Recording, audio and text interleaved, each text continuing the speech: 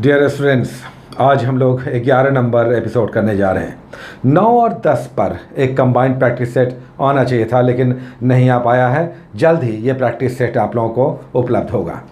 साथ ही कुछ लोग जो नए हैं, जो एपिसोड में बाद में जुड़ते हैं, बिल्कुल नए होते हैं, उन्हें पता नहीं होता है कि कौन से बुक से हम लोग पढ़ें, सी क्या है, एल क्या है, एल एन क्या है। तो L for Lucent, L N for Lucent new और सी फॉर क्रॉन। पहला एपिसोड 66वीं बीपीएससी न्यू, इसका प्लेलिस्ट बना हुआ है।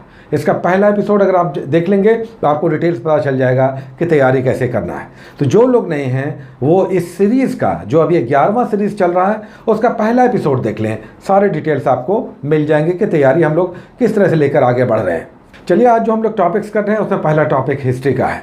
इसमें हम लोग गांधीयन एरा को स्टार्ट करने वाले थे, लेकिन जब हमने देखा कि गांधीयन एरा से पहले महात्मा गांधी अखिल भारतीय स्तर पर लोकप्रिय हुए 3 आंदोलनों से, जब वो अखिल भारतीय स्तर पर लोकप्रिय हुए असहयोग आंदोलन से, उससे पहले वे कुछ क्षेत्रीय मूवमेंट में भाग ले चुके थे, जिससे उनकी लोकप्रियता बढ़ी थी, लेकिन वे अखिल भारतीय स्तर पर लोकप्रिय नहीं हुए थे। ये था चंपारण, उसके बाद अहमदाबाद मिल का मूवमेंट, और तीसरा था खेड़ा का विद्रोह। 2 विद्रोह बचा हुआ था, बहुत छोटा है, 3-3, 4-4 लाइंस का ही मात्र है आपके गाइड बुक में। इसमें अहमदाबाद मिल मजदूरों का आंदोलन आप कर लें, जिसका नेतृत्व महात्मा गांधी ने किया था, जो प्लेग बोनस और दूसरी सुविधाओं की मांग कर रहे थे। महात्मा गांधी ने जाकर इस मूवमेंट में अपनी भागीदारी दी और आंदोलन को सफल बनाया। साथ ही इसी साल 1918 में ही खेड़ा का मूवमेंट हुआ। गुजरात के खेड़ा गांव में किसानों का मूवमेंट हुआ, जो अपनी फसल बर्बाद हो जाने के कारण लगान नहीं देने पर अड़े थे। तो ये आप करेंगे अहमदाबाद मिल और खेड़ा का आंदोलन। ये दोनों ऐसा आंदोलन था जिसने महात्मा गांधी को लोकप्रिय तो बनाया, हालांकि अखिल भारतीय स्तर पर वे लोकप्रिय बने असहयोग आंदोलन से। उसके बाद हम लोग सोलर सिस्टम कर रहे थे। अब ग्रहों या उपग्रहों से संबंधित टॉपिक बड़ा हो जाता है, इसलिए इस टॉपिक को हमने एज इट इज छोड़ दिया है।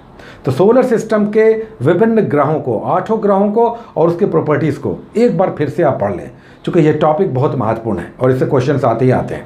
तो जितने भी प्लैनेट्स हैं और साथ में उनके सैटेलाइट्स, उपग्रह हैं, उनके डिटेल्स आप ले लें। उसके बाद नेक्स्ट टॉपिक हम लोग केमिस्ट्री से कर रहे हैं। केमिस्ट्री को समाप्त कर लेंगे, तब फिजिक्स या बायोलॉजी हम लोग करेंगे।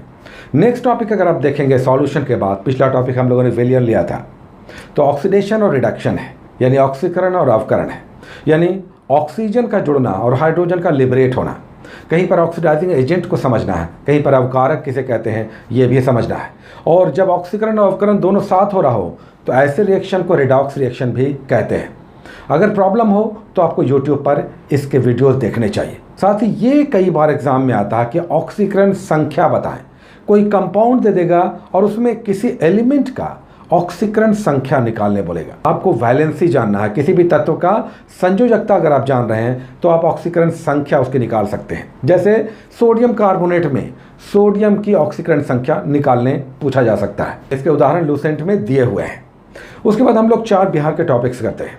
आज बिहार का टॉपिक वेरी वेरी इंपॉर्टेंट है, और यह है 1940 से 1942 के बीच बिहार में राष्ट्रीय आंदोलन कैसे बढ़ा। इसमें बीच में 1940 में व्यक्तिगत सत्याग्रह। अब सारी बुक्स में व्यक्तिगत सत्याग्रह नहीं है। 17 अक्टूबर 1940 को महात्मा गांधी ने एक टोकन रूप में, जब बड़ा आंदोलन नहीं चल रहा था, तो किसी एक व्यक्ति को कहीं पर सत्याग्रही के रूप में बैठा दिया और इस तरह से अंग्रेज़ों का विरोध किया। तो ये एक टोकन लाक्षणिक रूप में से सत्याग्रह चला, जिसे व्यक्तिगत सत्याग्रह कहा गया, जिसमें पहले सत्याग्रही थे विनोबा भावे, दूसरे जवाहरलाल नेहरू थे। तो ये व्यक्तिगत सत्याग्रह अक्टूबर 1940 में चला। सारे बुक्स में नहीं है, जिसमें है आप देख लें, पढ़ लें। अगर नहीं संभव है तो आप इसे यूट्यूब पर देख लें।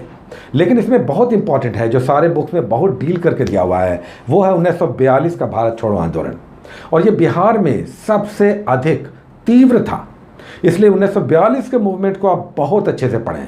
बल्कि ये हम 2 टॉपिक्स में चलाएंगे, क्योंकि ये बहुत इंपॉर्टेंट है, इससे क्वेश्चन आना ही आना है।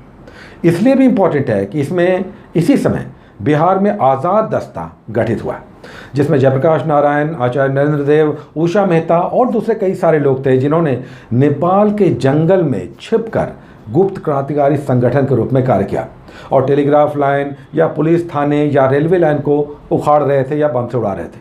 उसके बाद हम लोग एक पर्सनालिटी करते हैं। आज हम लोगों ने लिया है खुदीराम बोस। 1908 का बम कांड, मुजफ्फरपुर बम कांड समझना है, इंपॉर्टेंट है, ये भी एग्जाम्स में आते हैं। तो खुदीराम के सारी सक्रियताओं किस दल से संबंधित थे, कहाँ पर क्या बम कांड हुआ, क्या इसका अंत हुआ, इस प्रकार आपको समझना है। उसके बाद हम लोग करते हैं एक ज़िले। नेक्स्ट अगर आप डिस्ट्रिक्ट देखेंगे तो ये आ जाएगा किशनगंज। लास्ट ज़िला पूर्वी ज़िलों में अंतिम ऊपर में जाकर उत्तरी बिहार से टच करेगा, बंगाल से जुड़ा हुआ, साथ ही नेपाल से भी लगा हुआ है, और भी कई सारे बड़े महत्वपूर्ण पक्ष यहाँ पर हैं। तो एक ज़िला हम लोग करेंगे किशनगंज, और फिर बिहार का करंट अफेयर्स हम लोग करते हैं।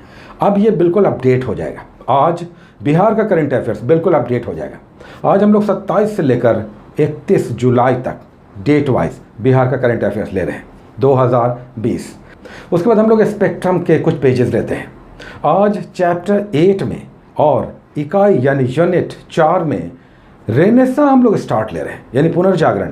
19वीं शताब्दी का सामाजिक, धार्मिक और सांस्कृतिक आंदोलन जो चला, जिसे पुनर्जागरण कहते हैं, इसे स्पेक्ट्रम के पॉइंट ऑफ व्यू से पढ़ना है। स्पेक्ट्रम में ये बहुत खोलकर बताया गया है।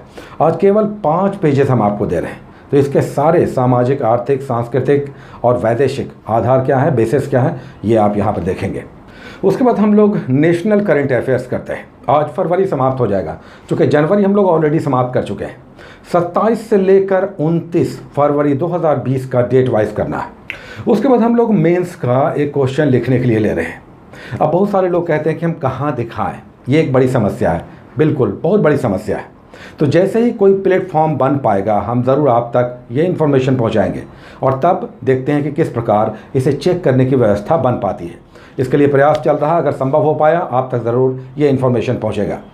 आज का क्वेश्चन है कि भारत विश्व अर्थव्यवस्था के लिए एक बाज़ार है, मार्केट है। क्वेश्चन है कि विश्व अर्थ जगत के लिए भारत एक बाज़ार है। भारतीय बाज़ार के प्रति अंतर्राष्ट्रीय आकर्षण को स्पष्ट कीजिए। क्वेश्चन आप समझ गए हैं।